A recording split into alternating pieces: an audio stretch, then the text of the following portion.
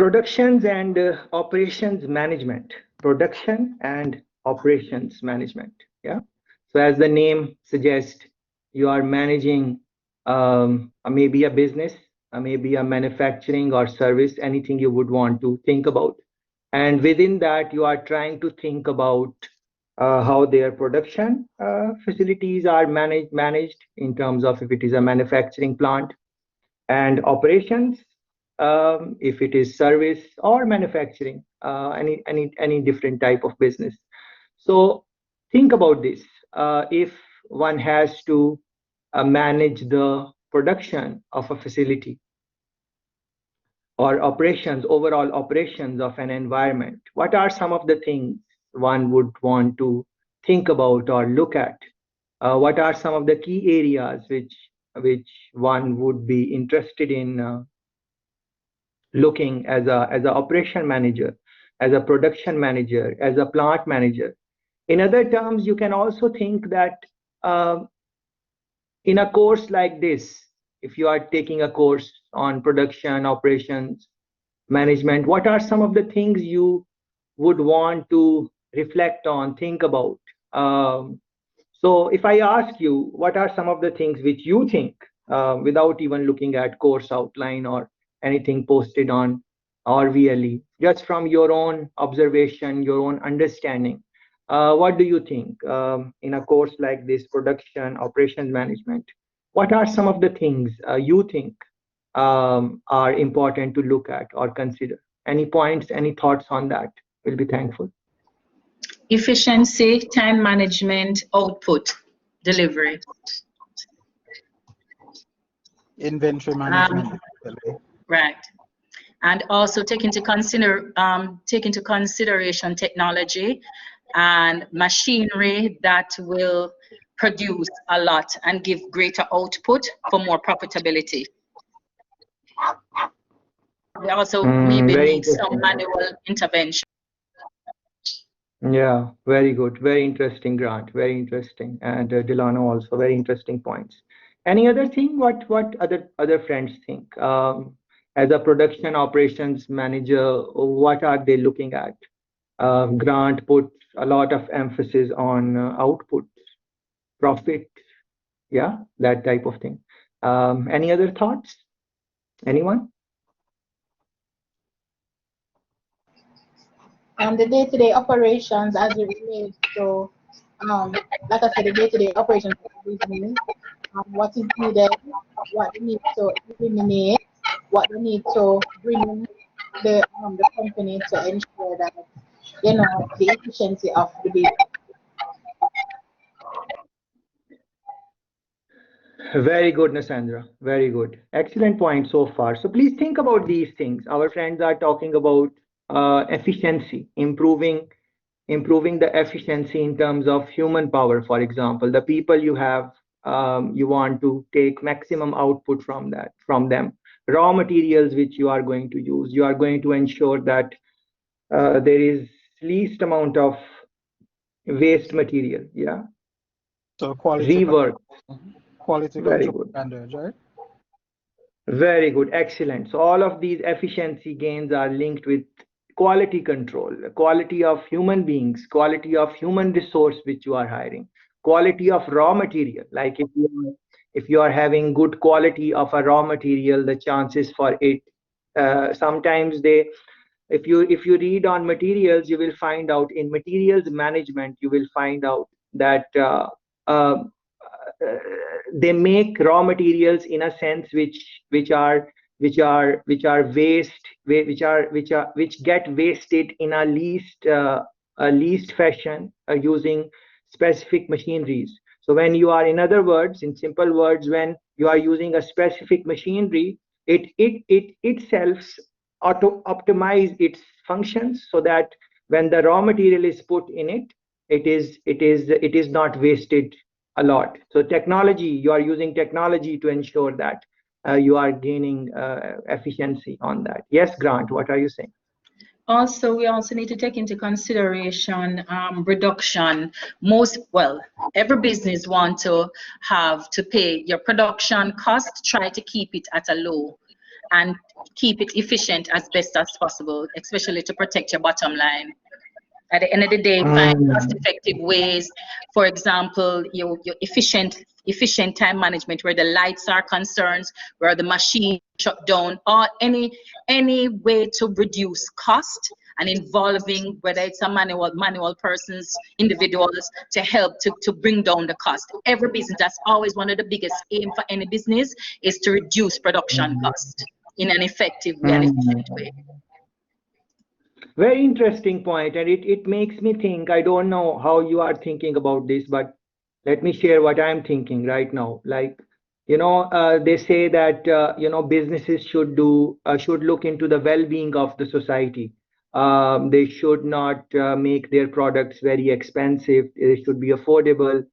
They should be consumer-centric, and in overall, for the community well-being and all of those things. That type of conversation is you're going to read that a lot in the literature of sustainability, sustainable businesses, making sustainable environment for businesses, and so on.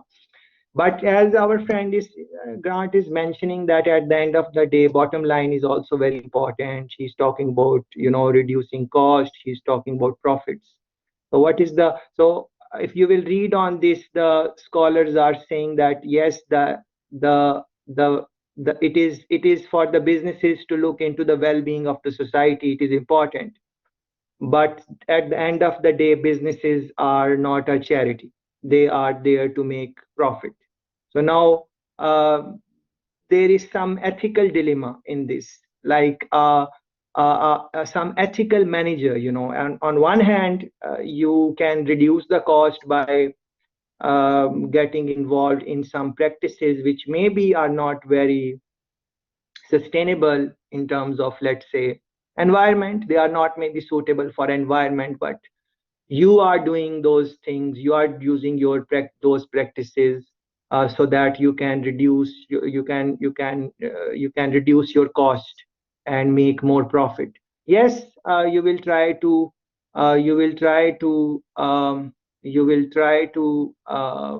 do good for the society also, but this is an ethical dilemma which companies are facing all the time.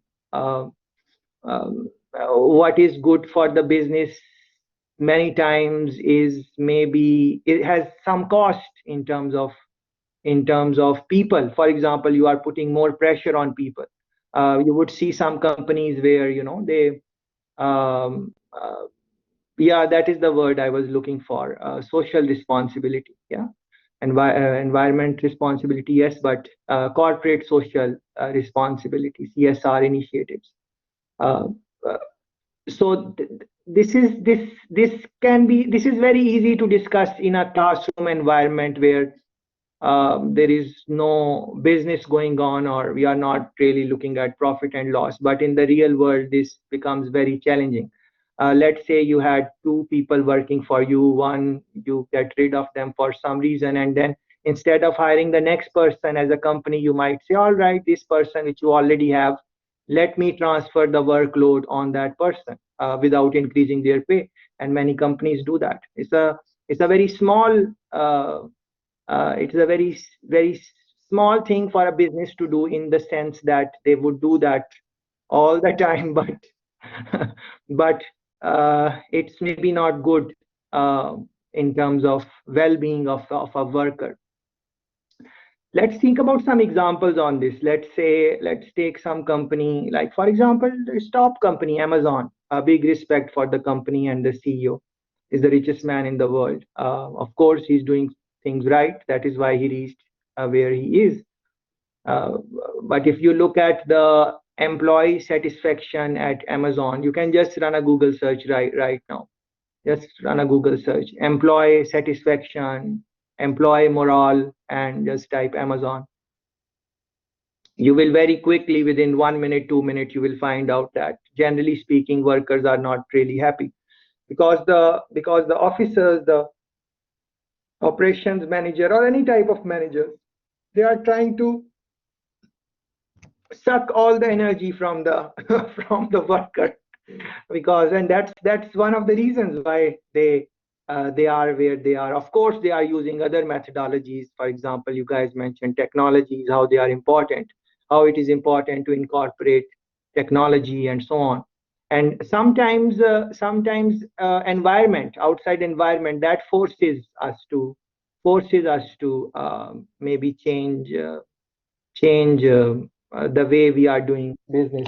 There is a water bottle. I think you can see this water bottle.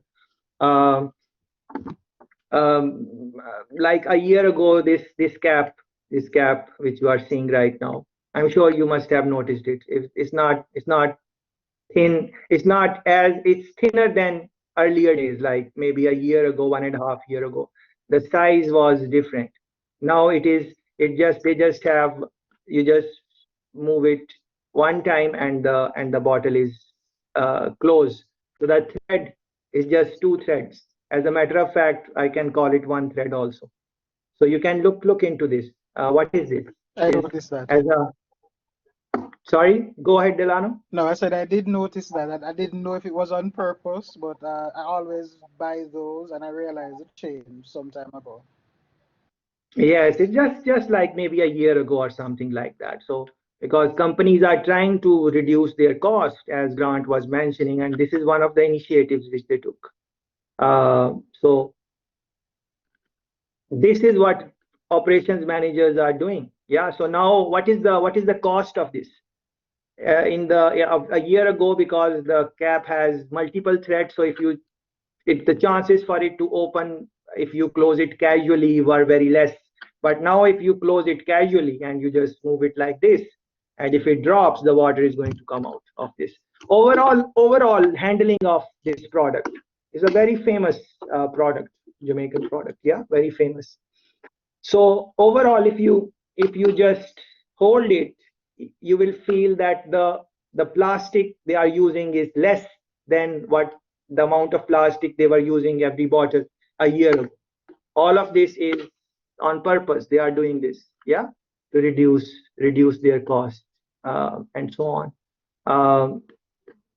So now, even if you are putting the water in a glass or something, the bottle is not very robust.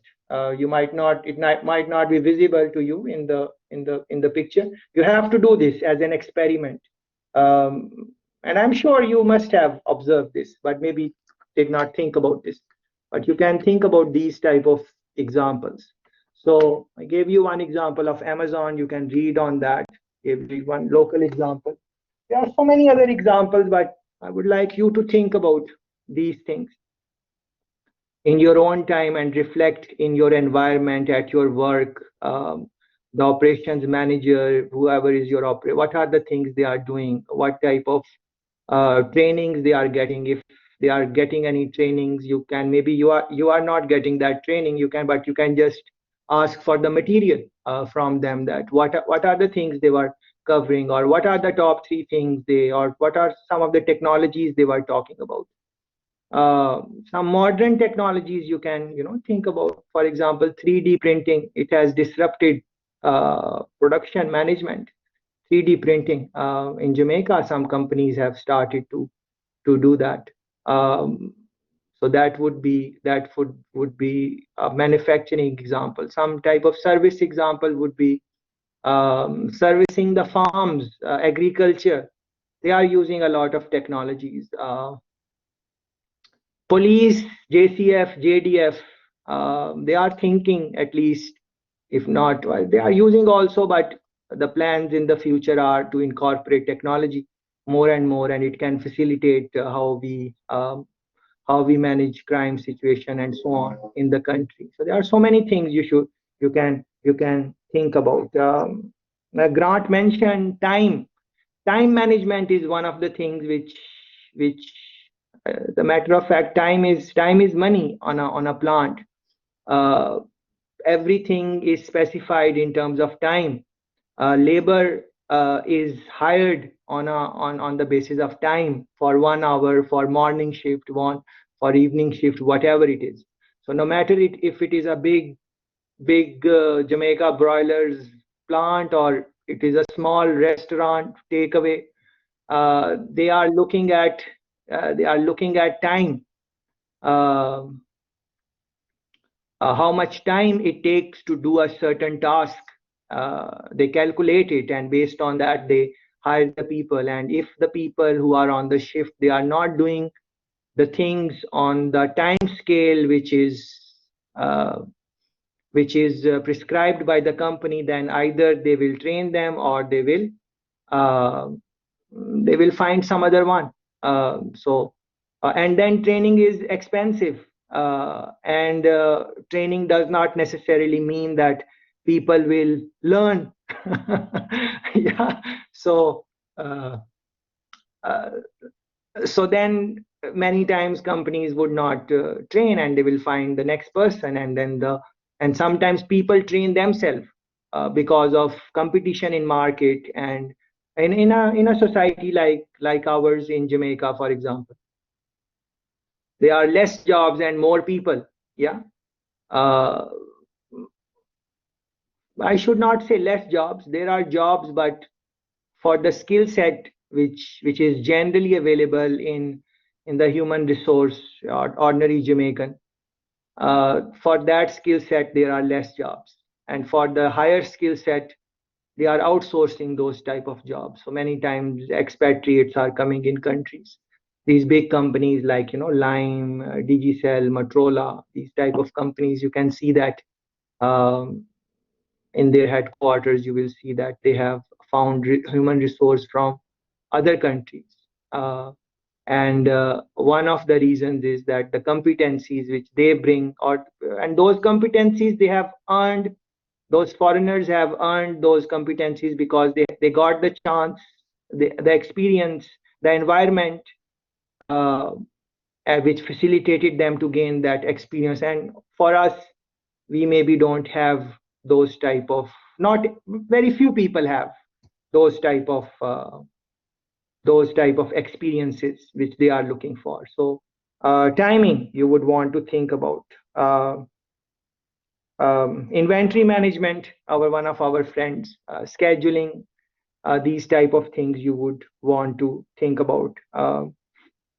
You can on a very simple basis think about anything which you manage. For example, you are managing your life, so you are operations manager of your life, or your room, or your home, or maybe your siblings, or maybe some family member. You are managing their operations. Just think about what are the things you have to do on a day-to-day basis. Sometimes things are predictable, but on a day-to-day basis, sometimes new things come up. So as an operation manager, you would want to have that flexibility to deal with new situations as they come, that type of personality. Some people cannot deal with some new things if they come unannounced. They want some time to think about those things. So what I'm trying to say is that all the things which you manage in a home, for example, inventory management, what are the things which are there in the fridge, what are the things which are not, how many eggs are there, how much sugar is there, how much oil is there, all of these things. You are managing same type of raw material, but what happens that in a business it becomes it's more responsibility for you because people are dependent and your job is at stake and so on. So things like forecasting, things like looking in the future and planning ahead, things like looking at how your competition, people you are competing with, how they are doing their business and what you can learn from them. All of these things and much more is the broader scope of something like production and operation management. So the point of this discussion is that the scope can be as broad as you can think, but we would be looking at a few things based on our outline. But I encourage you to look broad, especially this point, technology point. That one is very close to my heart. Because if you look at, let's say, if you want to look at the evolution of operations management and so on, you would want to think about how business management has improved in any sense over the last 50 years. So let's say 50 years ago, if you are looking at a typical plant, you will see more and more and more human power. Human beings are there. Not saying that they are not useful now, but slowly and gradually in developing countries and on a faster pace in a developed countries, the technology is taking over in one way or another. So now this again, just like earlier we were talking about that ethical dilemma, that is one thing you would want to think about. And even with this conversation of technology, there are different viewpoints. Some people think that human beings are human beings and technology cannot replace them. Other people are thinking that yes, it is not about replacement, it is just to improving the efficiency and productivity. So some type of handshake between technology and human beings, some type of collaboration, maybe that is what the future will hold. And some people say that yes, technology can overtake human beings. So there are no final answers for that, because this is something in the future. No one really knows what will happen in the future, but you can make predictions in a cone. You can make some predictions that these are 3-4 different scenarios. Out of these, something can happen. But then sometimes things happen, and you cannot really predict them. But again, with the prediction, there are different school of thoughts. Some people think that you cannot predict. Other people think that with some type of confidence interval, 95%, 90%, you can make some predictions. So these are some things you should be thinking about. Yes, please, Grant, you are trying to say something, please. Okay, so based on what we have tried to talk about so far, any thoughts, any comments on production and operation management? Any other major thing which you think we should have spoken about, but we did not? Sir, would you say though, not in all cases where some of these companies bring in international experts from the first world country not necessarily works all the time fit with our third world country, even though they want to provide new innovative ways that not necessarily work? If it is for it to work, they would have to spend a lot of money, and oftentimes that's not in the case initially. Would you say that has happened? Yeah, Whether of course, very good point. Of course. That is why any international business, whenever they are taking their business in an overseas market, let's say there is someone in USA and they want to bring their company in Jamaica, and let's say that government says that we will give you tax exemption and whatever they can, however they can support, still that company is going to see that the human power, labor which is required, office job or otherwise, whatever skill set is required in the plant in Jamaica, either it is service or manufacturing, are those is that skill set is available in the market or not? If it is available in the market, then they would want to come in that country. If that skill set is not available in the market, then they are not going to come in the country. So if there are a couple of skills which are not in the environment in the country and they can be outsourced, yes, then they can do that. But if there are a lot of skills which are not available, and then the company is not going to come. And this is a very good observation also by Grant, and this is what we should be doing if we are going to have online discussions or online engagement. These are some of the things which we should be thinking about, like the government of the country.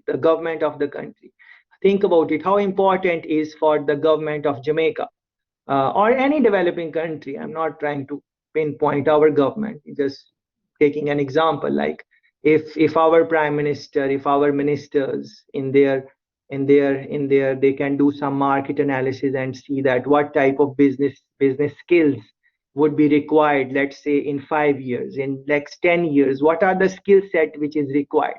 And it is not difficult to do, really. It can be done. To me, even if I exaggerate, this exercise can be done in a week or so. Even a week is a lot of time. If someone is tasked that, okay, find out what are some of the skill set which would be required from the workers in next 5 years. Please tell us the skill set in this industry. Let's say banking industry in Jamaica. Banks like, the major banks, NCB and Scotia, and there are a couple of others also. So if the government, Sagicor, of course. As a matter of fact, the way Sagicor has progressed in, let's say, last 10 years, that is phenomenal. So these type of banks, government can always reach out to these banks and just talk to the people who are managing it, that please ask your managers what are some of the skill set which is not available currently, but will be required as the future of banking is transcending or going in whatever area it is going. What are some of the skills which would be required? It takes a minute or two for them to really say that, okay, these are the skills which are required now, but they are missing. What I'm trying to say, that HR manager of NCB for a certain job, if we ask that HR manager that you ask for X job, when you interview for X job, what are some of the skills which you don't find in undergrad students who come for interview? What are those skills? So for that manager, just from their mind, they will say that these are the 5-6 skills which I don't see they have. Yeah. So then you communicate those skills with the institutions of the educational institutions in the country, like institutions like University of West Indies and so on. There are so many others. So you communicate that, and then in their curriculum, they look into this, that how we can incorporate these skills in the lesson plans and so on. So this is not something which is not doable. All of this exercise can take place, even if I exaggerate, in one semester. And 3-4 people who are interested in this topic, they can look into it. Of course, I am saying this short period of time because I'm saying that the government is sponsoring. So when the government is going to ask the banks, when the government is going to ask what are the skills, they will be very open to say that these are the skills which we are not really finding in the current job market, in the current job applicants and so on. And then you train them and then ask them what are the skills in next 5 years, 10 years.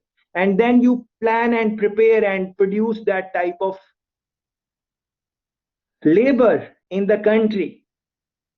So Digicel, for example, what are the government can ask Digicel that when you bring expatriates, what are the skills you are bringing in for? What are the skills you are not finding in the market? And they will tell you these are the skills which we don't find in the market, because the people who have those skills, they in Jamaica, they are Jamaicans, they go to Canada or US or England. Yeah. So we are looking for those skills. So those skills can be trained, can be given to upcoming undergrad and postgraduate and people who are between 20s and 30s and so on, some 20 to 30 age group. Something can be done on that. If that thing is done, so now see how the things are linked. How the things are linked in this. So all of this is operation management. All of this is production manager, because if you look at the prime minister of the country or the ministers, they are essentially the operations manager of their ministry, of their department, whatever you want to call it. Yeah. And then eventually over 5 year, 10 year, you will see some type of change in the dynamics. Like more and more people are getting the skills which are relevant for the business. So if Sagicor want to hire someone, they can easily find that talent. But now if you ask the human resource manager of Sagicor, that when you are interviewing young undergrads of, let's say, UV, are you seeing that they are prepared for the job market? For most of the part, they are going to say that they are not prepared. Why they are not prepared? Obvious reasons. There is no critical thinking happening on. There is no, it is a rote system. You memorize and then you just memorize some definitions and you write them back. And so what is operation manager? And if you don't give the exact definition with the 10 points written in the book, you don't understand operation management. That is how the examiner is going to look into your paper. But that is not the way how the future of work is. You don't have to memorize the things the way we used to, let's say 20 years, 30 years ago. Now in the digital world, you should know how to find correct information, how to distinguish between fake news and correct news. All those skills you require more. And where to find the data? If you need some data in terms of operation manager, you don't have to memorize. That is how I think. You can think the way you want to think. I'm just sharing my thoughts. And of course, my thoughts are not binding. You can think the way you want to think. So for operation manager, they don't have to memorize things. They should know that where to find the data if they need X type of data, if they need Y type of information. And then of course, people skill, the communication and bringing people on your side and being authentic. If you are saying something, people think that you are saying whatever you are saying from the heart, or you are just saying it. Do you really mean what you are saying, or you are just can you motivate people? Can you do those type of things? Can you win their trust?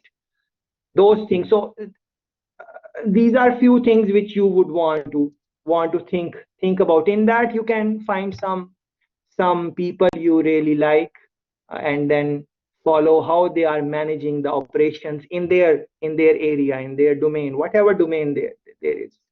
And then in the pick some industry of your choice, whatever industry you like. You are into education industry, you are into banking, you are in automotive, you are into insurance, anything.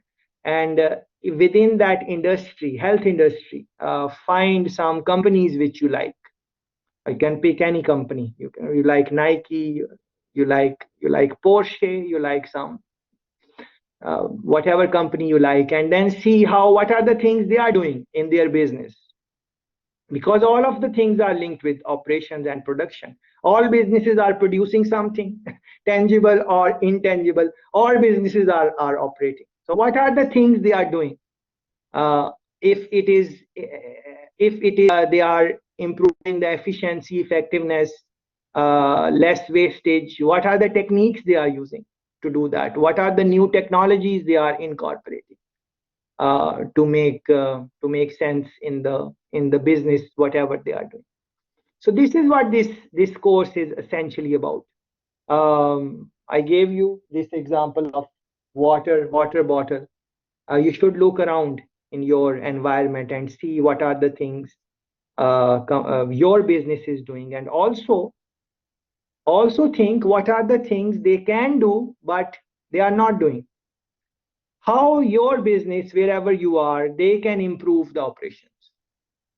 By looking, by observing, by talking with people who are directly in contact with that operation. You can make some type of list, like, okay, these things are not happening. If these things are done, operations can improve in any dimension which you want to talk about. Either it is delivery or it is timing, efficiency. You guys talk about flexibility, and in a sense, all of this you can sum it up by talking about supply chain management, because all of this is part of a supply chain management. So on one end, it is the person from where you are getting the raw material and how they are manufacturing their or producing their raw material, and then it is coming to the plant, and then it goes into all the product life cycle. It comes into the shape of some product, and then it is sold to the consumer, and then the after sale services and warranty, and once it has completed its life, how it is decomposed, how it goes back into the environment. All of that is kind of part of operations management, but it is called supply chain management, because within this there are so many different areas. So you would see that operation management of this, operation management of that, operation management of that. So they put it into different blocks so that it is easier to manage the operation. But then the bigger manager, the plant manager, let's say, he would have different managers, different operations managers in different departments: marketing, finance, production, sales, all of that.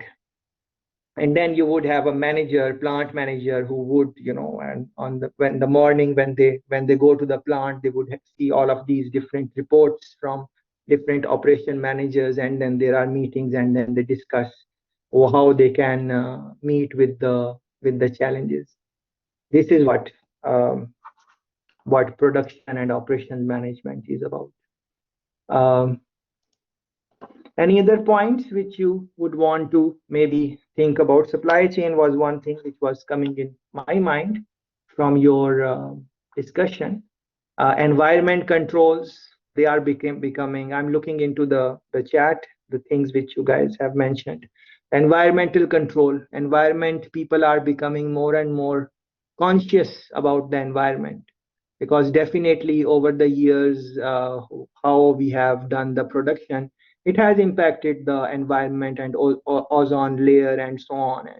And even countries like which are kind of superpower or second superpower, if we can call it, China. You can see the problems in China in terms of lot of smoke emissions and so on. So that was the cost. Either they had to make things affordable, and for that they had to use maybe coal and those type of raw material for manufacturing, and then the cost is that it impacts the environment. Another example which is coming to my mind in the local context is government of Jamaica is trying to think about electric vehicles, electric buses. Not trying to, they have already done the pilot, and it was successful. I think between you can correct me if I have forgotten. I think between Portmore and Kingston they have done a pilot test of couple of electric buses, electric battery buses, and the pilot has been successful. That report is out. So based on that, they are bringing in more electric vehicles, electric battery for public transportation, and then our buses, some of our buses will be electric. So what is this? This is maybe future of transportation and so on. But then there are challenges to that. One challenge, for example, is that the electric battery has not reached to its maximum capability, in the sense that it is still in the phases of improvement. It has not been perfected yet, electric batteries. That is why electric cars are good in certain developed countries, but for developing countries, because the environment is different, and especially for Jamaica, we have lot of hills. Like even in the areas where we feel it is not a hill, for a electric public transport, it can give us some troubles. So they might not have them in all over the country, but on select routes they would want to maybe try that. Yes. So this is an example of technology. So electric vehicles, less on carbon emission, CO2, you are reducing that. So all of that is linked with environment protection. Different laws, regulations. you are producing some product. Delano mentioned quality control. Within quality control, when the quality control inspectors come, there is a section for environment. They look at that, how you are with the environment. Yeah. So in different ways you can think about this. You can think about in transportation, in real business, in your own day-to-day operations. You can think about that environment, and the general consumer is also getting a little bit of conscious on this. But then we can go back to the ethical dilemma again, that as a consumer, are you going to buy a product which is produced? And this is a question for you guys, if someone can attempt that. So as a consumer, let's say that you are going to go in the market and buy this pen. Yeah, there are two pens. One is made. One company says that we have made it looking at the environment, and as we were making our product, then it was not heavy on the environment. Yeah, so environment friendly pen. Yeah, but it cost you $100, let's say. And then there is another pen which writes as good as this one. Everything is more or less same, but it was not, the company did not care about environment. There is a cost on environment, but it is cheaper. It is $80. So the question is that, are you as a consumer, are you going to buy a pen or any product which is more expensive but took care of the environment, or you are going to buy a product which is less expensive but that company don't care about the environment? Yeah, so there are two companies. One company A, looks at the environment but ends up making more expensive product. Company B don't look at the environment, and that is why they can make the product at a cheaper level. But as a consumer, which one are you going to buy? Are you going to pay more for a product which is environment friendly just because of that, or not? How you would think about that? Any thoughts? Sir, most time the consumers go for the lesser price. Yes. Yeah, so this is the dilemma. Like, now see, we are all operation managers and we are working in company, and we say, all right, let's make it, environment friendly and bring this technology and bring that. But a consumer, most likely they are going to go for a product which will cost them less. If it costs them less and it is also environment friendly, then it is fine. But at the end of the day, for consumer, it is the price of the product which make them think about these type of products. There are exception to this, just like any other thing. It's different market, different type of group of people, target market. Some people are going to just buy, some people are just going to buy the expensive pen so they can show it around and they can say, all right, this is we got this pen, or any product, just for the sake of prestige, or how people will look at them, that type of thing. But generally speaking, for most of the consumers, their decision is dependent on the price of the product. So this is again ethical dilemma for operations manager, what to do when they are managing the plants. So at the end of the day, you have to do all these things, and you have to keep your people motivated, and you have to bring in technologies, and you have to keep thinking about improving customer experience. But as you are doing all of these things, you have to be very mindful that the product price at the end of the day, which the consumer is going to pay, that should be affordable, within the reach of the consumer, or it should not be too way off from your competition. Otherwise, it will be very difficult for you to engage your consumer and make them convinced that this is a better product. And you have seen it in any class, you can think about it. why there are so many car brands. There are top brands like Benz and Mercedes Benz and BMW and Audi and all of those fancy brands. Yes, and they are very good. They drive good, and all of that is fine. But at the end of the day, which brands are globally speaking, which are doing well in terms of sales and reliability across the world? Two names are coming. Either people are saying Toyota or they are saying Honda. In the recent consumer report, I was looking at that. I think they were talking about Mazda also. But it will take some time for them to break into the market because of the years of experience these Japanese companies like Honda and Toyota have. And then look at the price and look at what you get from how much you pay, and look at how many years you can drive it for, and parts availability, and it is easier to find a mechanic for those type of cars, and so on. There is a long list. Yeah, so you might still like a top brand like a BMW or whatever, but if you are going to talk about long last and reliability in terms of cost, then you would have to switch back to either one of these brands, or maybe some other brand is also there. Yeah. So, and then why Toyota has reached to this this level. And of course, they for the more luxury, Toyota also makes, for example, Lexus. So if you are more into luxury and so on, you can go for Lexus, and the top brand of Lexus is competing with other top brands in any sense you can think about.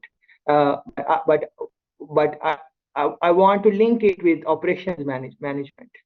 So one of our friends was talking about quality management, total quality management, making the product improve over a period of time, continuous improvement, finding a loophole in the system and then correcting it, and then recorrecting, and then, because there is always room for improvement. So that type of all of this concept of quality management, it comes from Japan. These companies are coming from Japan. Yeah, of course.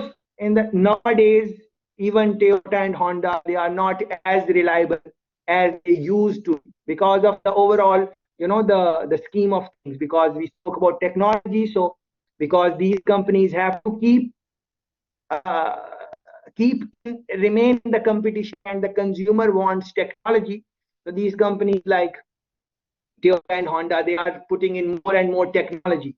As they become more and more technology, then it becomes that you are compromising on reliability in one sense or another. But still, uh, they are, in terms of reliability, they are better off with the other cars. But in terms of, for example, luxury and comfort and smoothness of the drive, or sound quality, those type of things, aesthetics, then of course you will go to German cars and so on. Yeah. So with this, we can also think about that as an operation manager, because the scheme is very broad. It would be very nice that in the beginning you understand and reflect that who is your target market, what are they looking for, what they really want, and then manage your operations to their advantage. So now see, this course is also linked with marketing, for example, because uh, these type of things, this type of question which I just raised in our conversation, look into this in a marketing class, like target market, target audience, and those type of things. Yeah, please think about that.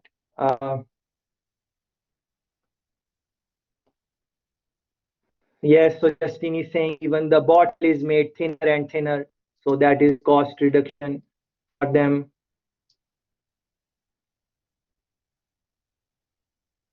Okay, soap example, Grant has given soap example, yes. And many different soaps are in the market. If you look into that, very, very cheap soap also, which are even soaps which have no like label. like they have like label, but are not like a Lux or something like that. They are not like properly labeled. It's just but the price is less, and some people are making it like from their home also, and then selling it. By home, I mean like in a 2-room, 3-room plant, they make soap and all of that, and then sell it. And then there is a big market for that because many Jamaicans cannot buy expensive soap, and they use it the cheaper soap they use it, I think, for washing and those type of things also. Sir, you remember when you were talking about the fact that, remember, they changed maybe the quality of the water bottle, the cap, because Yeah. they're cutting back. Also, what I've noticed in Zest many years ago in the box, the size of it was big. Now in the same box, the same Zest, it is smaller, but yet still the price is still be the same or even more. So that's what they're doing now. Don't they Yeah, have so price there's anything ethical, what do you call it, to sanction them for doing these things though? Those unethical practices. Yeah, this is a good thing to think about, like, what is ethical, and what is not ethical. So in a classroom environment, easy to say that X company is not doing this thing and this is not ethical and they should do it like this. But as we have been talking, the job of an operation manager, they are looking at so many things. There are so many different things which they have to think about and look into. And in that, it is just, you catch this and then you have to leave that, you catch that part and then you have to. So to do everything, yes, they can. They can look into every aspect and improve the product and remain ethical. But if you do it like that, then the price of the product is just going to increase and increase and increase and increase. So this is yes. It increased, sir, and it's a strategy for you to buy more too. Yeah. Yeah, it is a of course. strategy where you would buy for the month 5 Zest soap, no longer is serving you because the quantity it is smaller. You end up buying 6. That is what some of those companies are doing. It's a strategy. It's a strategy, sir. Oh, You yeah. know what I'm talking about. It's a strategy. Oh, yes. Oh, yes. Yes, yes, yes, yes. Just like you go in a downtown and you say, okay, give me 5 bananas, and you say, okay, for 5 bananas I will charge you $50 for each banana. But then if it is closer to the end of the day and he knows that his product is going to spoil or whatever, he say, okay, guess what, I have 2 dozen banana, I can give you all of those $30 each. Yeah, so these type of the companies are doing the same things, like putting it in the box in the way Grant has mentioned, and some other strategies also. Again, this is very much linked with your marketing class. I hope you can get some chance to discuss that. Other things like you buy buy one and get one free, or buy 2 of this product and you will get that extra. All of those things. Many times companies when they have this type of strategy, or some they are using this type of technique, like buy one and get one free. Many times what happens is that in the inventory, for example, one friend mentioned inventory management. So in their inventory, they have more product than they can sell in that period, and now they are thinking how to get rid of this inventory, because if it stays here, how are we going to sell it? So they are going to say, all right, buy one get one free. They do their math calculations, and once they are comfortable that they will end up making some money out of that and it will not go waste, they use those type of strategies, because if the product stays in inventory, then it is lost. After the date, it will get expired, and the company won't be able to do something. Uh, Other strategies they use in supermarket, for example, uh, this all the concept. This is linked with inventory management. And you will read book chapters. You will learn in detail. FIFO, LIFO, first in, first out, last in, first out. Those type of concepts. Very good points. Okay, I can go on and on, but I think that this little conversation sets the tone for the things which we might want to look into in Sir, the.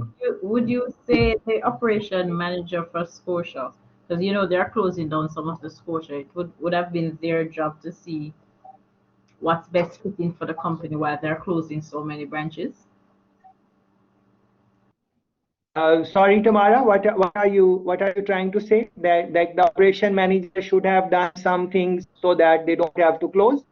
No, I'm saying with Scotia, because they're closing a lot of their branches.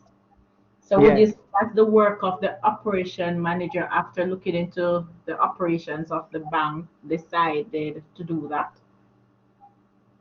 to make it more Yes, that can be one. That can be one part, but this is not something which a operation manager alone can decide or something. This is something discussed in their headquarters overseas.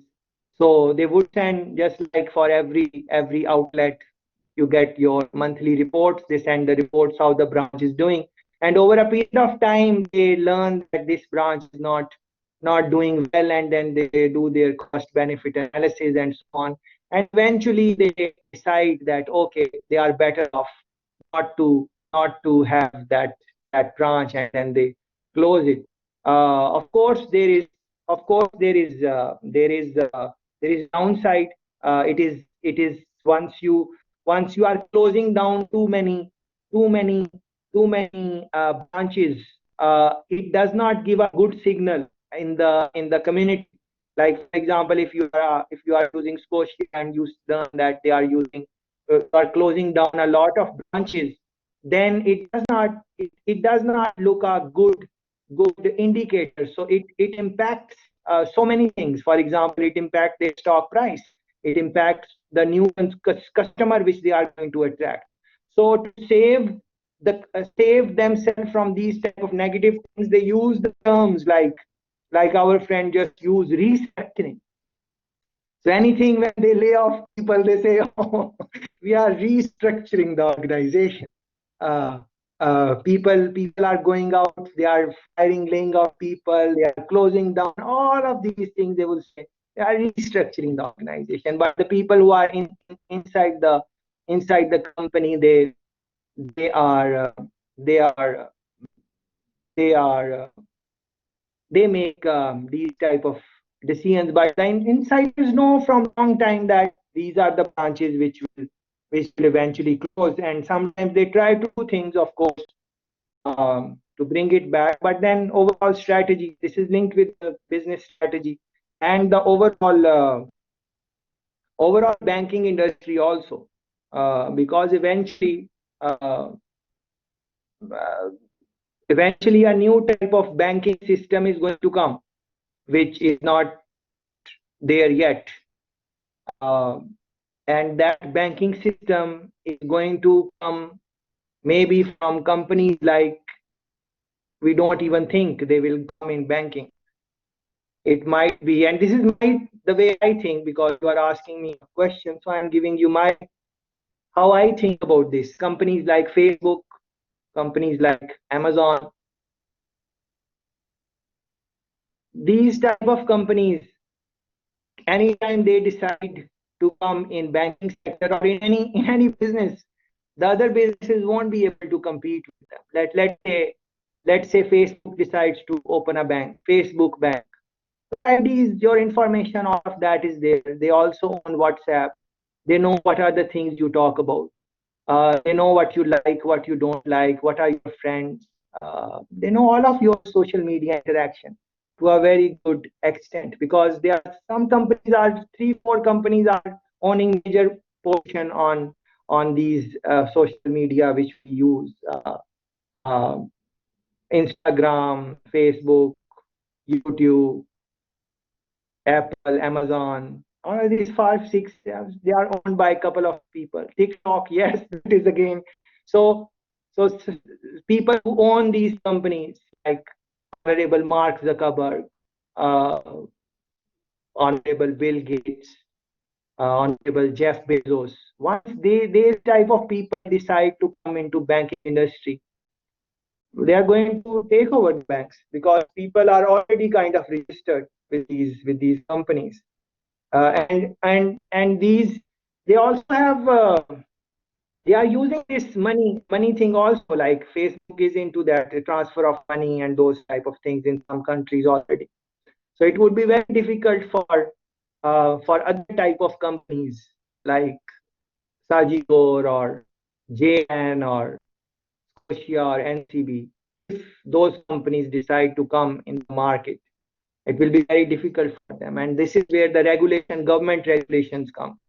Yeah, government regulations come into this. So they would want to ensure that certain businesses don't come. Protection, you call it protection. So the government is giving protection to some industries. Things, the different type of concept you discussed in your basic economics class, for example, monopoly and protection and tariffs, those type of things you can think about. Yeah. Okay, so a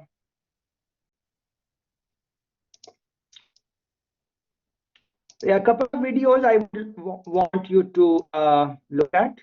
Can look one or two now, and then maybe have a little discussion and so forth.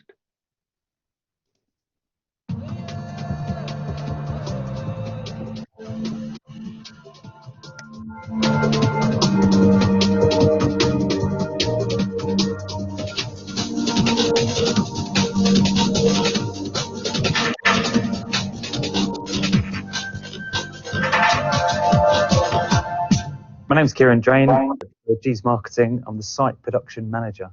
So that basically means anything that's produced on this site, I'm in charge of it. Today I came into work, usual time, which is around 5 or 10 to 7. Swipe on as I arrive, and then I'll go for a wander around the site. That involves going around our dispatch area, walking around all the different production areas, because I feel it's very important to walk around in the morning, see what's happened, anything's happened overnight, see if there's any produce laying around that shouldn't be where it should be, and then go around and generally say hello to everybody. Good morning, how are you? Make sure the factories are started and running. And then that'll take me to around about 8 o'clock, 8:15. After I've seen orders start coming in around 7:30 to 8:30, so we get a feel of what the day is going to progress. And then at 8:30, I'll make my way up to the main office, where we have a kind of like a group production meeting, where I'll go and represent the 3 factories, and I'll just say a very short bit on the general position of the factory, the quality of the stock, and what the day is going to look like going forward. Then at 9:30, after that meeting, we have our specific factories morning meeting. That will run for around about half an hour. It's supposed to be quick, punchy. We have got whiteboards on the walls where I display all of my daily results for each of the factory areas. So we're looking at 0 rejections, 100% customer service, no accidents, and most important is make money. Today we've had some issues on celery. So one of the issues, because of the yield, has been very low, so it was very important that I got out to the field today, see the quality of the celery. So I'm doing just coming out to the field, because this is some celery which we're going to be harvesting in the next 3 or 4 days. So I just want to get a feel for what the celery is going to look like before it comes into the factory. Because particularly if the quality is not particularly good, we need to get extra labour in to deal with any quality issues. Or the other way around, we can maybe cut labour out and plan in shorter days if the celery quality is good. So all I'm doing, I'm just going to cut it out from the bottom from the ground. And then what I'm looking for is any internal issues. There is a few on the outer ends of these celery at the moment. You can see it's starting to turn because we're getting towards the end of the season. So I just cut in a bit further. And there's some more quality issues there. But all in all, it's quite a good sample. During the day, I'll generally get lots and lots of different issues that I need to sort out.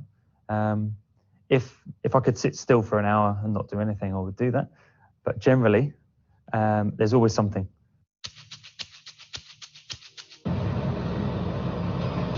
So I'm going to take you up now onto the rig, which is actually a mini food factory. And hygiene upon the rig is extremely important. So we need to wash our hands before going up with some alcohol gel. We're standing on the back of the rig now. The cutters are down at the bottom there, cutting the celery. It comes up to the top here on a series of conveyors after being trimmed to length. The rig is driving down the celery field on 2 tracks at the pace at which the cutters can keep up. Now what you can see, we've got the petioles coming up the top here, which are then crated off onto a pallet and sent back to the factory for our secondary process. The rest of the celery, which at the moment they're doing a heart, is then chilled in a wash tank. It's packed on a flow wrapper into the box and potentially straight to the supermarket. So nothing else needs to be done to this now. It's been packed, it's been labelled, it's put in its box, it can go straight to the supermarket.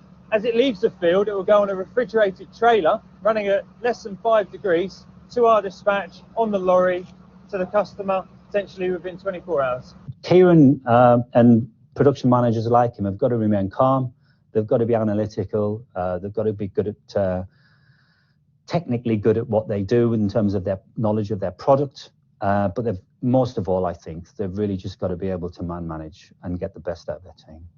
And Kieran's pretty good at it. The celery that we've seen trimmed this morning out on the rig has now come in here, QC checked, and is then put into cold storage. 3.5 degrees in here to keep it nice and fresh, and then it's now going onto the trimming lines, where it will then be washed, packed, and sent out to the supermarkets. I'm just seeing that the celery is getting washed well enough at the moment. Because obviously with heavy rain, you can get heavy soiling on the celery, so we need to make sure that the tanks are doing a good enough job for us. The production manager is it's a difficult job. In fresh produce, it provides a lot of challenges. I guess there's 2 aspects of life as a production manager, which you interview for. Technically, of course, we want people to be intelligent and analytical and a knowledge of product and process. Things you get taught, we look for that. Academic skills, we look for it. But just as importantly, and it's probably true for most industry, but very true in this one, that we also look for attitude and approach. They're vital. We're going into the high care part of the factory now, which is the final part of the process where the product can be handled. So it's imperative that it's kept very, very clean at all times. Hence, we change our footwear. This barrier, which I've just stepped over, is a barrier between outside the factory and inside the factory. So now I'll wash my hands once here, and then I'll put on the white jacket as we go through, wash my hands again, then sanitize, and then we go into the high care area, which everyone's wearing the same outfit: white boots, white jackets, red hairnets. So here we are, we're packing the celery on the flow wrapper here. It's exactly the same operation as what we saw on the rig. It's a flow wrap bag, a top and bottom seal with a back seal on the pack. Each pack then passes through a metal detector and then a check weigher. It's because it's a ready-to-eat product, we have to do a metal detection check on every single pack that goes through the factory, because we cannot take a risk of packing any metal into a ready-to-eat product that a customer could potentially eat without washing. It then also is weighed to make sure that we're packing the right weight that says on the bag. This metal detector is then checked every half an hour by a QC operative to make sure that the machine is working correctly. I want to make my way over to the radish pack house because we've got a large promotion starting this weekend. So I need to get in there, see the supervisor and make a plan for the weekend over the orders, and also have a good look at what the quality is, because we're experiencing quite a lot of rain at the moment. So the quality coming in again to the radish pack house could be variable. And with the large promotion weekend coming up, need a good plan going forward. Okay, so what I'm doing, I'm just getting a brief overview of what the quality of the radish is looking like coming through. Really, we're just looking for anything with these long stalks. You can see the girl here, she's pulling them off. And then looking for anything, any external defects, etc., that could be on the radish. All in all, this is a really very good sample that's coming off the field at the moment. This has been harvested. What are we on? It's been harvested yesterday and come in last night, packing it today. So it's very, very fresh crop, kind of going out to all the major supermarkets. After the product's been graded through there, it comes up and goes through a vertical form filling machine. It's basically a multi-head weigher at the top, and then the radish is dropped down at 200 grams into the bag. The bag is filled, and then again it goes through a check weigher, as we saw in the celery pack house, and is then packed into boxes. Just making sure that the finished product is packed, that the print is very good and clear, and that the radishes look good. This really does looks excellent. The scale of the operation here is absolutely huge. If you buy some radish in your local supermarket, it's very, very likely that it would have come from our factory. It shows that we're producing, on average, 500, 400,000 packs of radishes a week, and supplying virtually the whole of the UK market. Our relationships with the supermarket are ups and downs. They have quite strict rules they place upon us, but it's a fresh produce industry. You are working to a very short shelf life product. It's not like producing baked beans with 6 months life, putting them in store, taking them out and sending them out whenever you need to. We have to react very, very quickly. An order may come in at 9 o'clock at night and be going out at 8 o'clock the next morning. So you are found with yourself being pushed to the limit to get the freshness and deliver to the required specifications for the supermarkets. Okay, we're now standing outside of the dispatch area after a very long day. These are the last 2 lorries now being loaded. There could be 100 vehicles leaving this site. However, most days there's around 40. If there's 100 lorries leaving, we have to be extremely slick. So the lorries have to come in, loaded, out, very, very smooth. So I'm now off to swipe out and go home. So I hope you've enjoyed watching this video. And if you get into this industry, I'm sure you'll find it very, very rewarding, as I have done.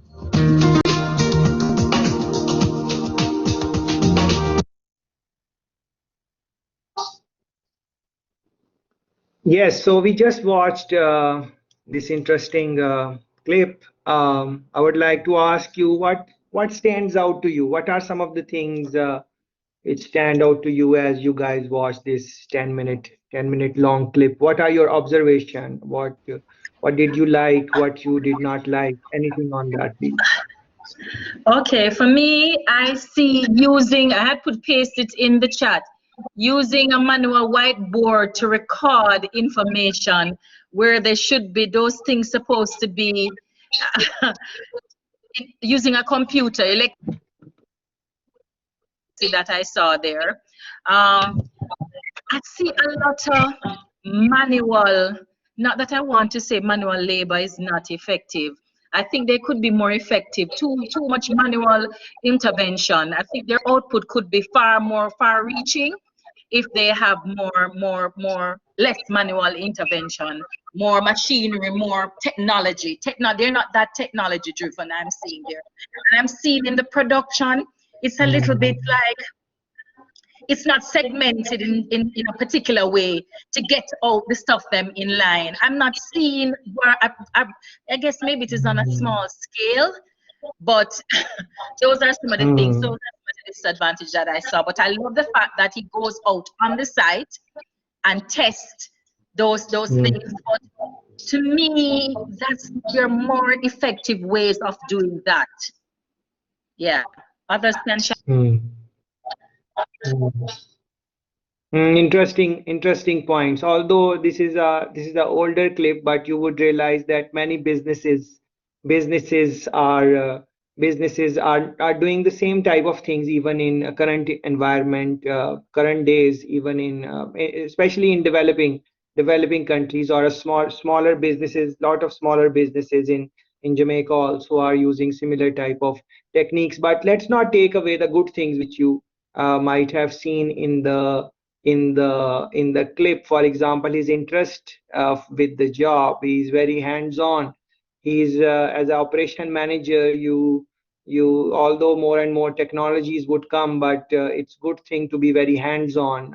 His networking skills, how he interact with his workers, how he motivates them without maybe really motivating them, by just doing the thing, by just his interest in the job, the way he is conducting himself. It clearly shows that he's not just doing it for the job. He is there is more to it. He's interested in the job, his interaction and all those type of things.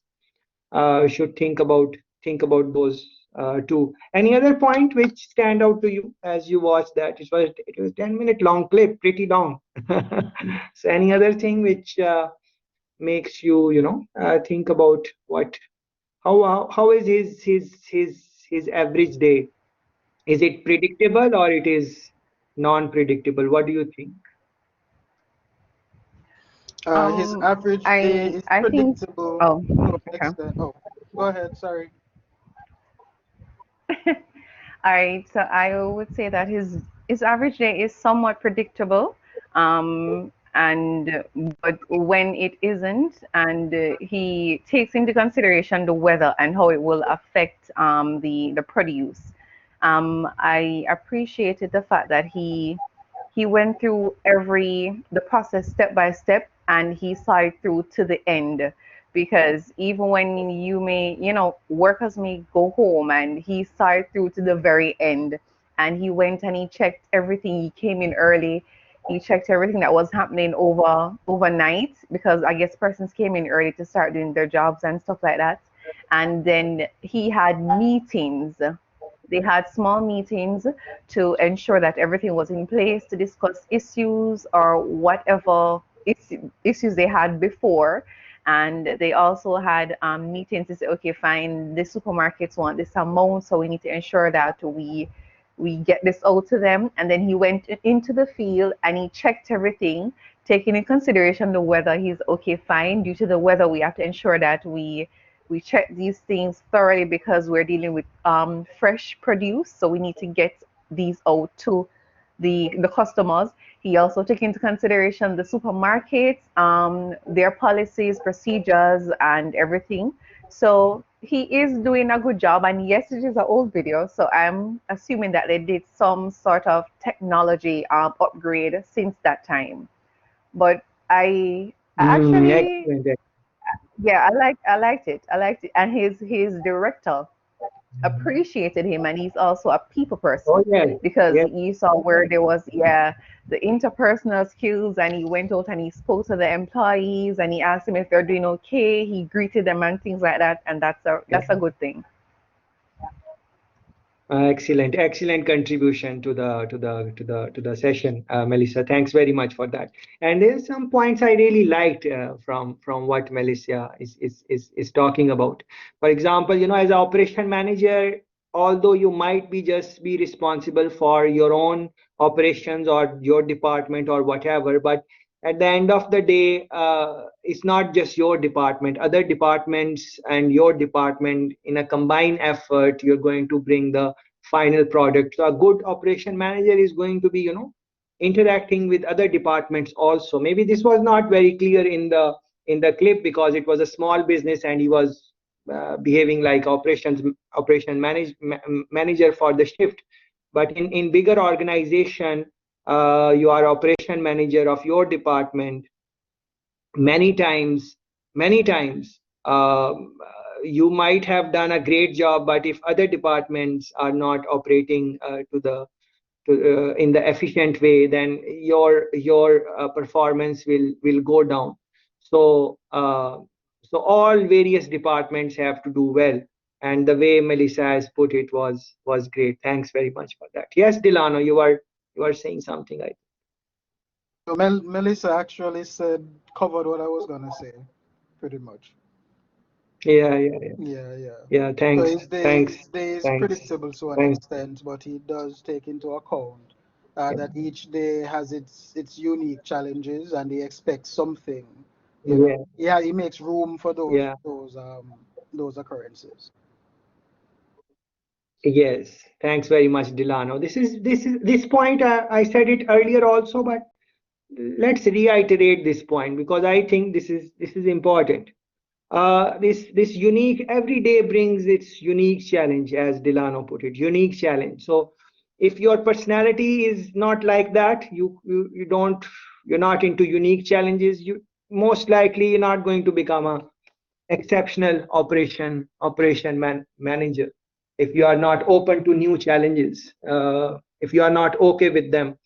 Predictability, yes, it is very important in businesses and things should be predictable, of course, but on the same way you should be able to deal with things which are maybe not predictable, without losing the ground under your feet, by being calm and calculated, and it should not affect your demeanor and so on. That is very important. And look into the chat also. Some interesting points are posted. You can think about those. Any other thing anyone else would want to maybe say or whatever? Um, I like that point, that from start to finish, as Mel was explaining us. As a operation manager, you really need to understand the materials you use, and how you are sourcing them, and how they are reaching to the customer, and how the customer is interacting with the materials and so on, all of those things. This is a short clip I want to show you. Please look into that, and then we will try to discuss it also. A lot of late nights as an engineer, and when I get out of work, the only thing that was open was McDonald's. My favorite thing was the fries, but the thing is, I stopped eating them. I felt guilty about eating their food. So that's why when they asked me to help you find answers, I was a little skeptical at first. But then I thought, maybe this is a chance to get to the truth. Now, as an engineer, I normally take a bunch of components and put them together to form a machine. Any machine can be deconstructed. By looking at the assembly process in reverse, you can get a better idea of how it's made. And that's what I'm going to do with McDonald's French fries. I'm going to reverse engineer the whole process. I'll start with a fully finished fry, and in the end, hopefully, I'll have a potato that came straight out of the ground. So, Coco, I've been asked by people, are the fries even made out of potatoes? Are they, ground up and mushed into the fry shape? Sure, that's why I'm glad you're here today. We're going to take you through the whole process so we can make sure you have your answers. Okay, from the very end all the way back to the beginning. Yes. We're at the end of the freezer tunnel. Now, I know what you're thinking. These look like potatoes, but are they really potatoes? Let's go check out the rest of the process. All right. So this whole thing is the freezer tunnel. Yes, it's about 50 yards in length. So the fries go in unfrozen, they come out frozen. What about me? What if I went in one side and came out the other? It would turn you into a grandsicle. So what's before freezing? So these are actually cooked. Yeah, they're partially fried, and then the final preparation is done at the restaurant. Why do you partially fry them? Well, we want to make sure we get that crisp outer shell. Yes. I like that part. Yeah. So before they're partially fried, what happens? This is the ingredient dip where we control the color, and we're adding dextrose, a natural sugar, to make sure that we get a consistent color no matter what time of the year it is. Also, a sodium acid pyrophosphate. What is that? That's going to make sure that we control the graying after freezing. So this is all about maintaining consistency all throughout this process. Yes. It's no wonder that the fries always taste the same. They always taste really good. Let's keep going back. All right, Coco, so here's a big one. Now, I've been asked by people to show them the machine where you take the mashed up potato goo and you inject it into these molds in order to make the perfect French fries. We don't do that here. Behind us, you can see whole potatoes coming at us. Yes. And then I see this thing that looks like a cannon. It works similar to a cannon. We're lining up the potatoes in tube with high pressure water and shooting them through a water knife here. It's precision cutting. What? Check that out. That is crazy. How fast do they fire through here? 60 to 70 miles per hour. So, Coco, where does the ammo for the potato gun come from? Let's go find out. So these are all the potatoes coming in. I mean, some of these are huge. That one's as big as my forearm. Are you using GMO potatoes? No, we don't use GMO potatoes for McDonald's fries, but we do use different varieties. So we have russet Burbanks and Umatillas. Potatoes are just like people. They come in different shapes and sizes. And they're all beautiful. They're all beautiful. So I've been all through this factory, and I've seen the potatoes come off the trucks. I got one final question. Where does this come from? So all around us, under these vines, we'll find what makes mac fries. All right. Clear the vines away, start digging. Am I doing good? You're doing well. It's like an Easter egg hunt. Oh, this is like the worst Easter egg ever. This is it, right? See? A real potato. This is where it all begins. So you wanted to know where McDonald's fries come from, or if they're even made out of potatoes. So I went to Simplot. I went backwards through the whole process, saw exactly how they're made, and traced it all the way back to here, to this potato. Pretty simple. I know you have questions. I have questions too. So keep asking, and I'll find the answers.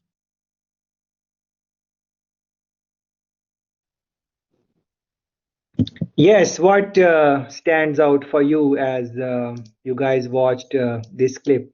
One thing really stand out to me, the speed of that precision machine, the speed at which they fire the potato. So they are saying 60 to 70 miles, that is 100 kilometer per hour. That is the speed of that potato with which they fire it into that precision machine. That's why all the potatoes, wherever you are in the world, for these fast food chains, they are of the same type of size. That stood out to me. So what stands out to you? What was something interesting you liked or did not like? Anything, any points on this clip, please? Go ahead. For me, I think I was paying attention to the quality control. Pretty much how they maintain color. They say Yeah, it, color. it doesn't matter what time of year, you know, it'll have the same color. It's partially fried and so forth. It will always taste the same no matter which one of the McDonald's you go to. So their quality control is really exceptional. Mhm. That is excellent point. Same taste. So for example, this pandemic came and coronavirus and all of these things, and you go to a McDonald's or KFC or Burger King, and can they say that, oh, our fries cannot taste same because of coronavirus? Can they say that? Did any business say that? Did Pepsi change its taste? Um, Nothing like that. And throughout the year, they have to maintain it no matter what is happening in the world or whatever. If they can't, then someone else is going to come as a replacement, because the consumer is very, they want to, when they are paying for something, they are paying for a particular taste, particular quantity, particular quality. And if you compromise on that, you're going to lose that customer most of the time. They say that customer is loyal, but they fail to understand that the customer is not loyal to maybe the company. They are loyal to the product as long as it is given on the quality which he is thinking. otherwise they are not going to be loyal. But this type of comment sometimes generate a lot of heat debate in my sessions, but I don't mean it in a negative way. Yes, anyone, any point, please go ahead. Sir, I noticed the technology. I mean, the machines, innovation, I see that it's at the highest level, really at the highest level. I was impressed with that. So this company is the 21st century in the way they're thinking, and I agree with DJ mentioned quality control, efficiency, time management. I look that they take time management as one of the highest key point in getting things out, because this is an international company, it's all over the world. So yeah, I was impressed. Yeah, so was I. When I saw this clip, it was quite impressive because think about this, it is not just one branch. This is how they are managing their quality, as Delano put it, throughout the world. And these companies like McDonald's, Pepsi, KFC, Burger King.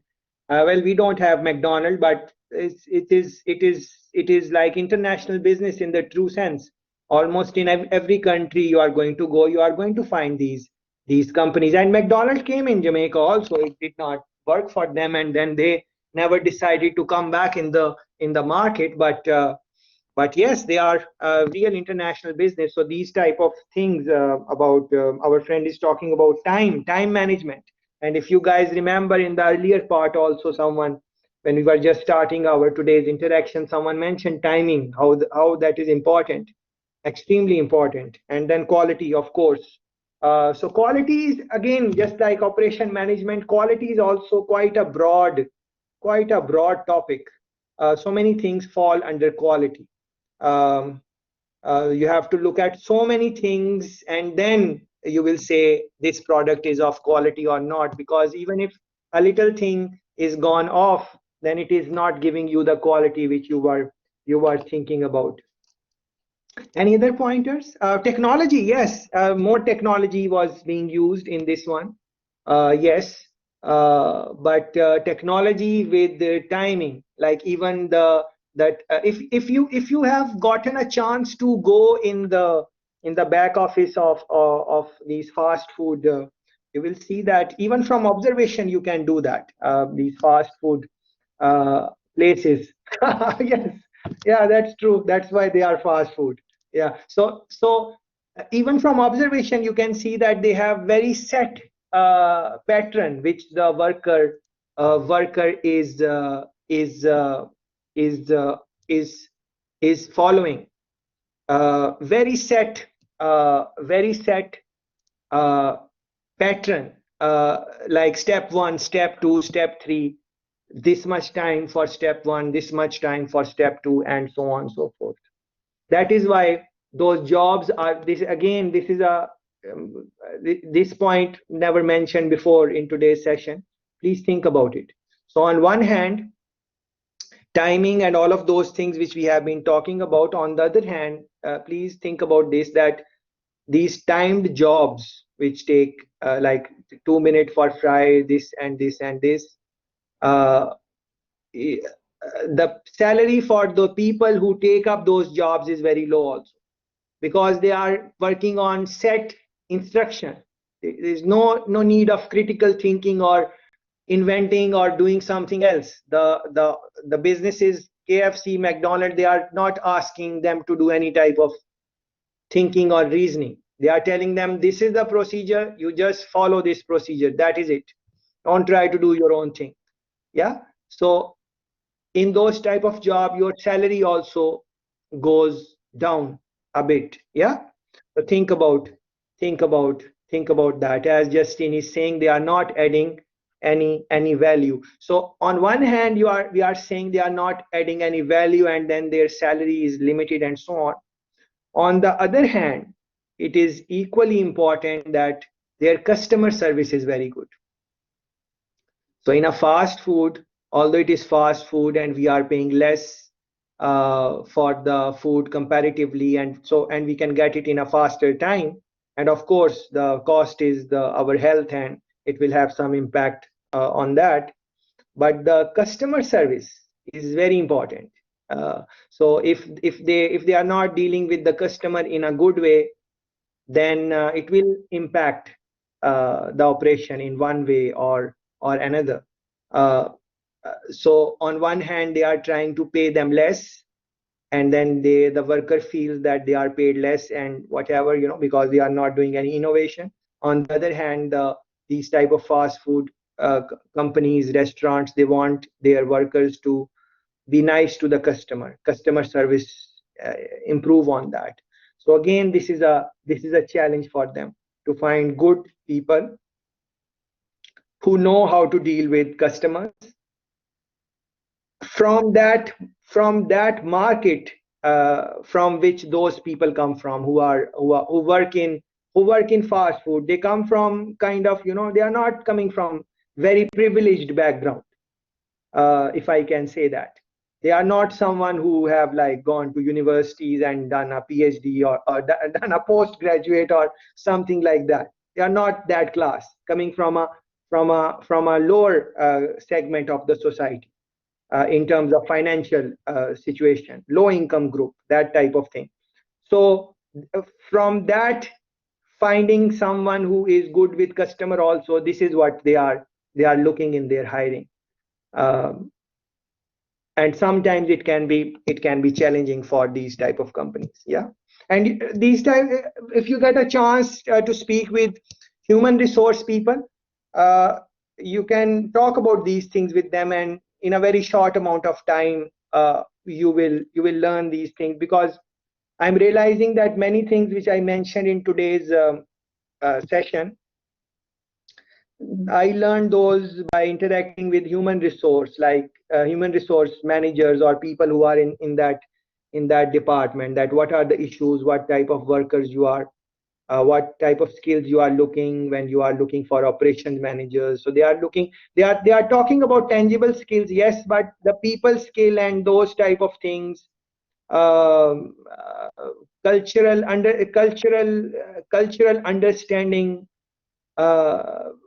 making ability to make friends, leadership quality, trust quality, and other things other friends are talking about. For example, job fit, that is a big thing. Someone can be an exceptional person but might not be fit for that job. So those things they are looking at. So think about it, how challenging it can be for operation manager. But it will be less challenging if the operation manager is taking interest in all different departments. For example, operation managers interest in human resource, that's it.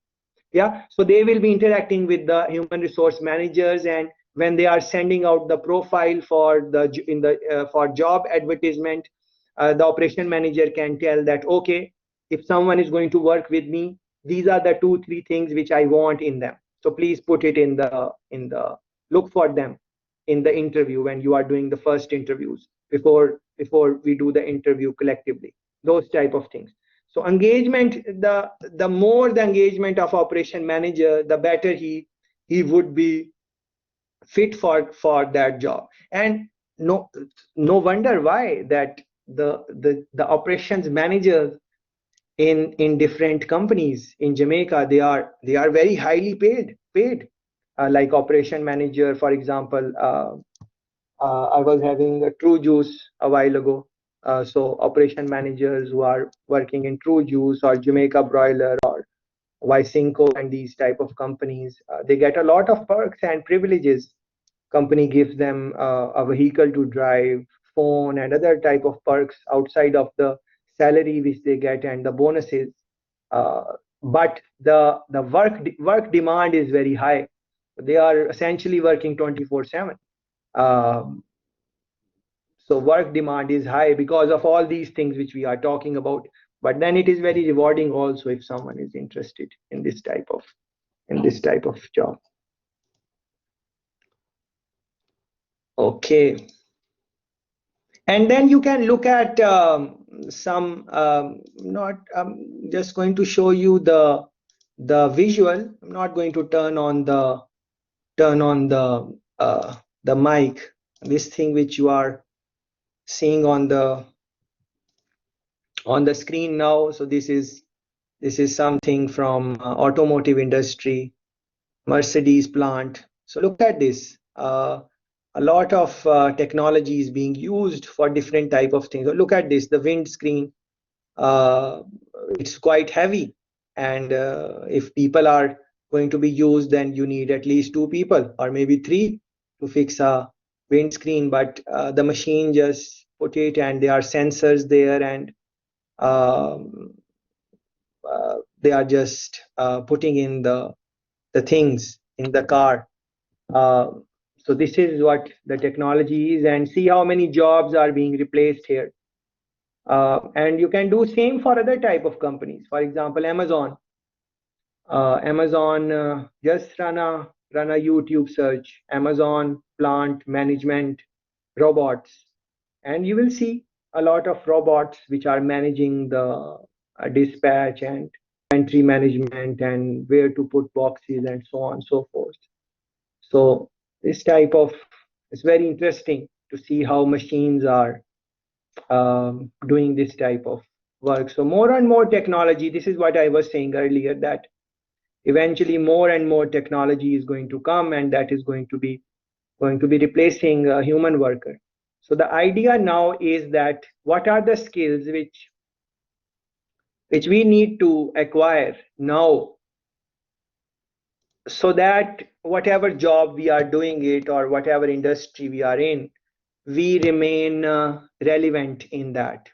So I think if there is one thing you should be doing from today's interaction, this is what you should be doing. Look into your industry, ask yourself that how your industry is being transformed in the last couple of years, and then read about your industry, whatever your industry is, that what is the future environment in your industry, what are the skills which would be required, and then start working on developing those skills. Now, this is the time to develop those skills which would be required from you in the industry you are, or in the industry which you would want to go. Maybe some people are thinking about career change and whatever. This is very important. No one is going to really tell you. Your boss is not going to tell you, or your school is not going to tell you. This is something which you need to do in your own time. So please, again, find some industry which you are interested in, and then try to find what are some of the skills which would be required from the type of jobs which you would be interested in the future, and then develop those skills over a period of time. It takes time, 2 years, 3 years, 4 years, depending on different skills. And then after 3 year, 4 year, you would have those skills, and then when you will apply, you will be in a better position to land those type of jobs. Any type of work experience which you can gain with some operation manager in any company, that can be very, very beneficial if you can get that chance, even if the position is not paid. Because just think about it, how wide the spectrum of work is of operation manager, no matter what the industry is. So if you can work with them and see how they are managing their daily affairs and how they are dealing with situations, and just observing them and staying around them, that can be very interesting and very like you learn a lot just by being in those type of situations. After my graduation, I had a chance to work in Jamaica Broiler in similar type of roles which I'm talking today. So that was such a wonderful experience because so many things are happening on the plant, and you are just there and you are dealing with different situations, and other people are there. If you have less experience, more experienced people are there, they are guiding you, and in a short period of time, let's say 2 months, 3 months, 6 months, you learn so much which you might not learn in a whole 3 year or 4 year of an undergraduate degree. So not saying degree is not important, of course it is, but that type of experience, I think if you can combine both of those things, you learn a lot. I have made the postings on ORVL. Please go through them. There are a lot of things which are posted. Go through them, start going through them from now in your own time. If something is not clear, read the book, try to make some sense. Ask questions at your work from the people who are managing operations, production at work, and still don't understand. Of course, you can reason together and try to understand whatever is the issue. But take the learning in your own hand. The material is there. Show interest. Read around these topics. For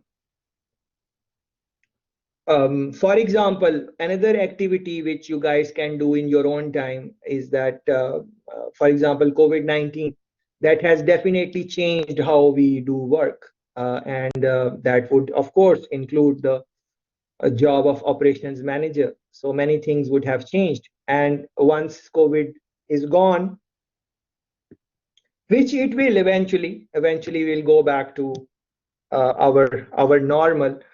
But the question is that the normal will be the same as pre-COVID, or the new normal would be different, or should it be same like pre-COVID, or the new normal would change?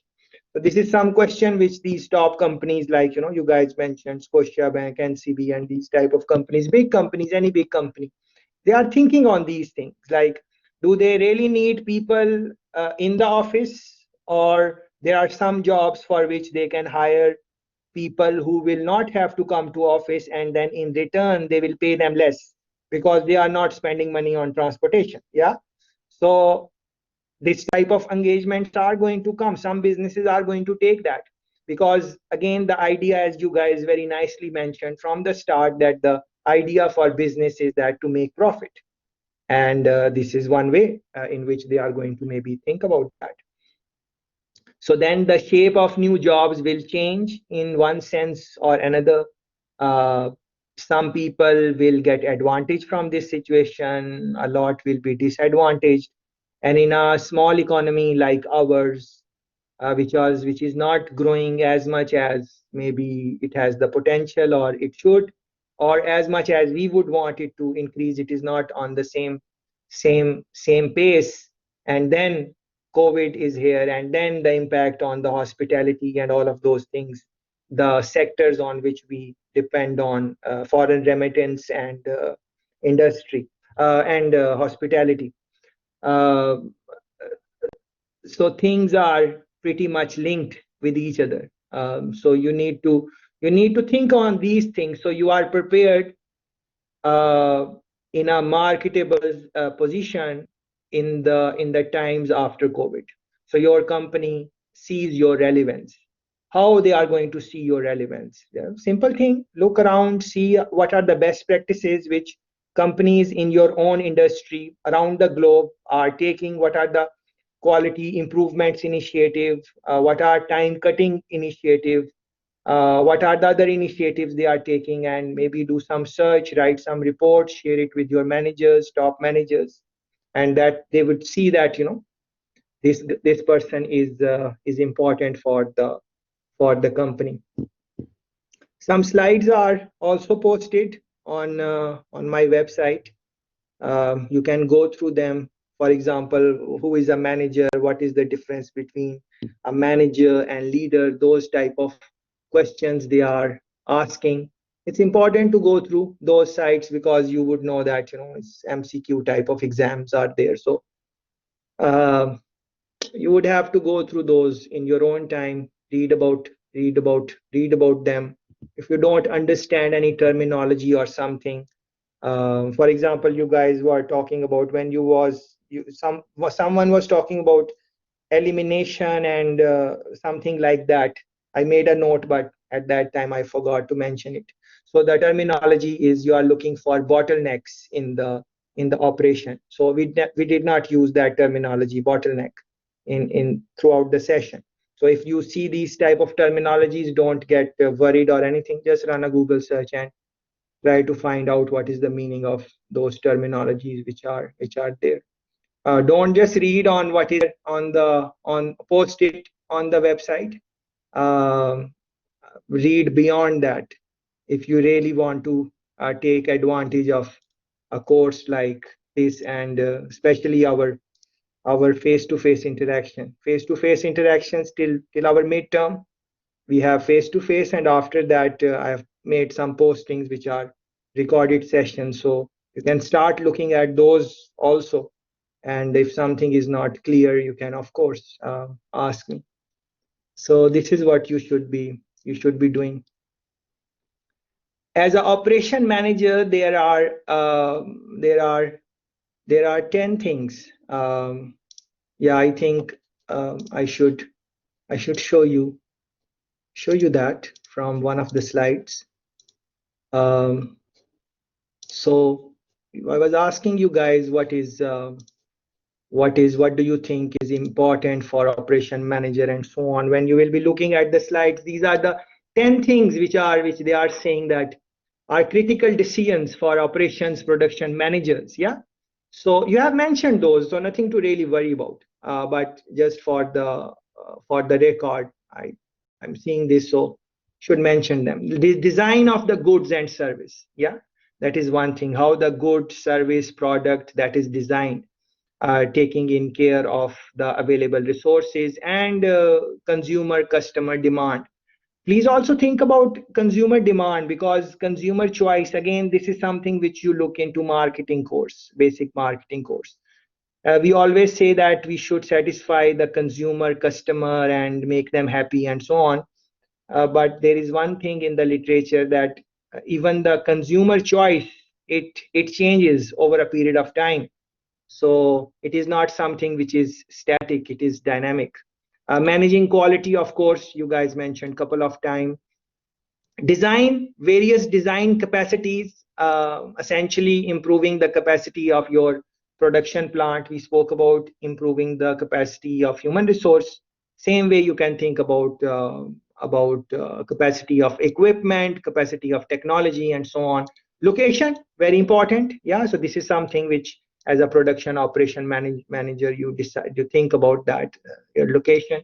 Layout, what would be the layout, just like when you enter in, let's say, Scotia Bank, what is the layout, which person is sitting where, how they have positioned different jobs in terms of visual appearance, how they have structured the bank in terms of visual appearance.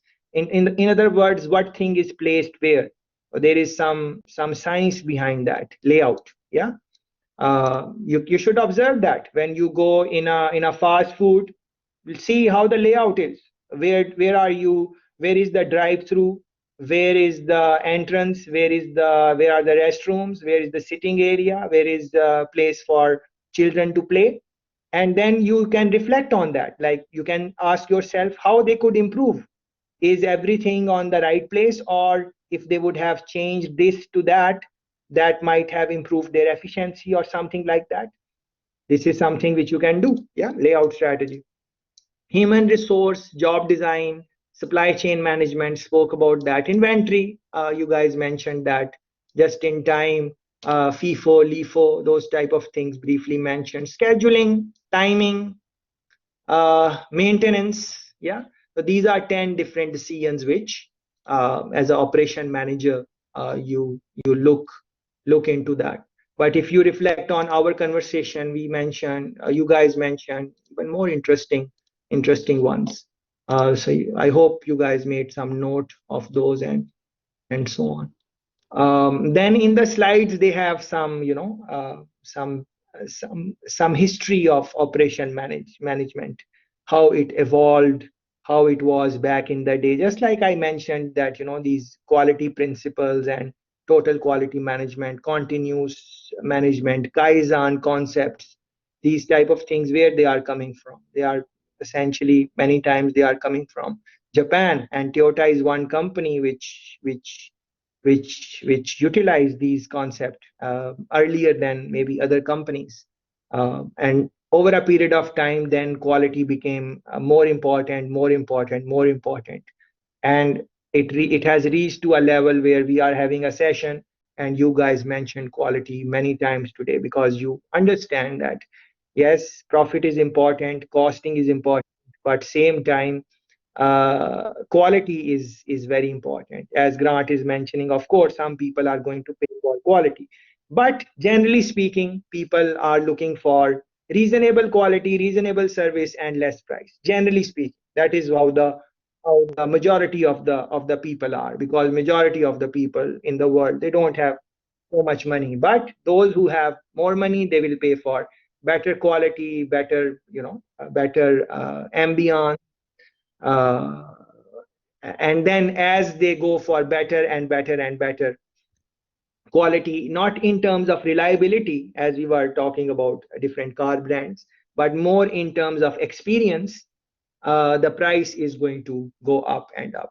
And many times the quality is going to go less and less. Have not you seen this? Like, this is interesting example to think about. Like you go in some top hotel or restaurant, and which is very expensive. They are going to charge you a lot of money, but when you look at the serving size, what comes in a plate, that would be very small, very small. And on the other hand, the cheaper places, they will charge you less, but they will give you a lot of quantity. So it will be full plate and so on. Yeah. So this is something which it all depends on the strategy of the operation manager and the target market. What is their customer is looking for? What in the top end hotel, maybe the customer is looking for experience, or the environment, so they are paying more attention to that. And then if they put a lot of food in their plate in a top hotel, then they might think that, oh, it is nothing big. But things we get less in life, we maybe sometimes appreciate that thing more, because there is a need for that. It's a demand and supply concept. If there is too many things on the for example, which cars you want or which phone you want, have you thought about that? Which phone, not the phone which you use, which phone do you really want, or you desire, or you want to have? If you had money, which phone you would buy? Most likely it would be a phone which is not in many hands. Very few people would have it. That is why you want it. On the other hand, maybe it is a good phone, but if everyone has it, you don't want it anymore, because everyone has it. So why you would want to have that? So not saying necessarily you guys, but generally speaking, that is the psyche of human behavior. We want things. That's everybody.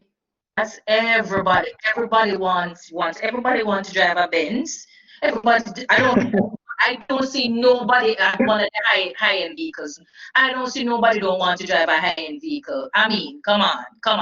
We aspire for nice things. However, your aspiration changes if you can't afford it, and what is meaningful to you may not necessarily be material things, but other things that are meaningful and that are priceless. You can't put a price on it. So it is what is meaningful to persons. Great point. And with that, I think we can end the discussion. So I hope it made sense. Thank you very much for being vocal, and I enjoyed your comments. Thank you.